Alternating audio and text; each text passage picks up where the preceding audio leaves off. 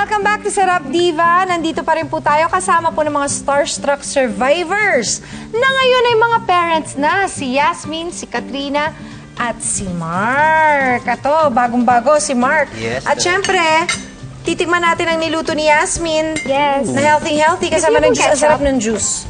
Ang sarap ng juice, in fairness. O, ayan. Matanong ko si Mark. Reg, Anong feeling? Daddy ka na!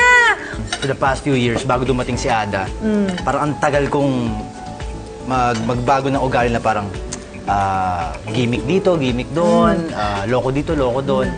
Pero nung dumating si Ada, parang nag-aaral ako. Kumbaga, graduate na ako sa pagiging high school. Ito, college life naman.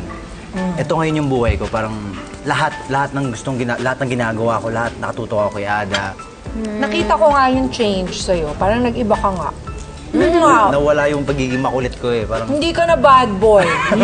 Bad boy ng dance floor yan. Pero ngayon, nagbagong buhay na kasi Daddy Yo na. Good boy ng dance floor na. Good boy na ng dance floor. Hindi. Hands-on ka ba? ngayon po, nakikita ko si Ada, or nakakasama ko siya. Nung nagsimula, normally Saturday, Sunday lang. Ngayon, hindi man almost everyday, pero mas napapadalas na. Mas napapadalas ang... Kasi parang marami nagsasabi na dapat mas makilala ka pa ni Ada and Yes. dapat mas makita ka niya almost everyday. Eh, wala naman kaming problema nung mami ni Ada. Okay naman kami. So, wala naman problema kung gusto ko makita si Ada, gusto kong dalhin sa bahay si Ada. At least kasi, eto yung age na talagang ilalagay mo sa isipan niya na kayo yung magulang, ikaw yung tatay. Especially with your situation right now, kailangan talaga nandun ka. Ito yung Tsaka formative nakakatuwa years. kasi pag nakikita mo yung every time nakakasama mo yung bata, ang dami niya ng ginagawang bago. Na parang unti-unti.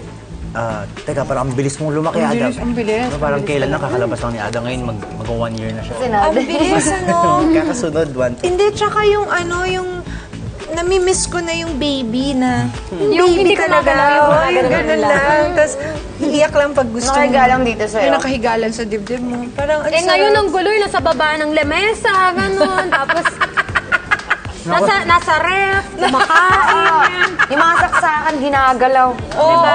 Gapang dito Yung ka sa blower gapang, mo, gapang. sinasaksak, gumagano-gano ng blower. Ako sa bahay, linisin niyo yung buong kwarto. Dapat siya malinis kasi darating si Ada. Pagdating ni Ada, Wala na. Ganun din sabi ko, ba't ko pa pinalinis yung kwarto? Sobrang dudumihan niya lang. Kasi bago siya umalis ng bahay, parang, ano nangyari sa kwarto ko?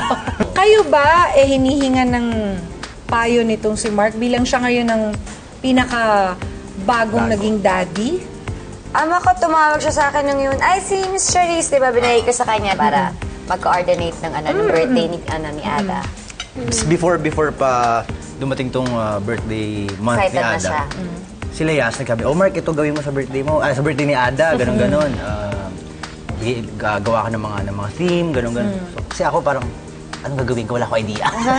Pero involved ka. Usually, it's the mom who gets involved with, with these kinds of things. Nakakatuwa nga kasi yung mga bagay na hindi ko ginagawa para kahit sa sarili ko lang. Ngayon, nakikipag-meeting ako with Miss Charisse. Nakikipag-usap ako sa mga, sige po, okay na po ba yung team na yan? Sige, yan na po. Tapos yung mga invitations, nagbibigay na rin ako.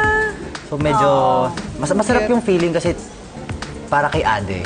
Para kay Ade. Iba yung feeling nung nagagawa para sa akin. Pag si Ade yung involved dun sa ginagawa ko. Saka maganda, pag nakikita mo yung pictures, maganda yung first birthday, diba? Papakita mo yung album sa kanya pag lumaki siya. Oh, eto pinaggastusan ko yung birthday mo. Kinarir ko to, Ayusin mo. Ayos ka.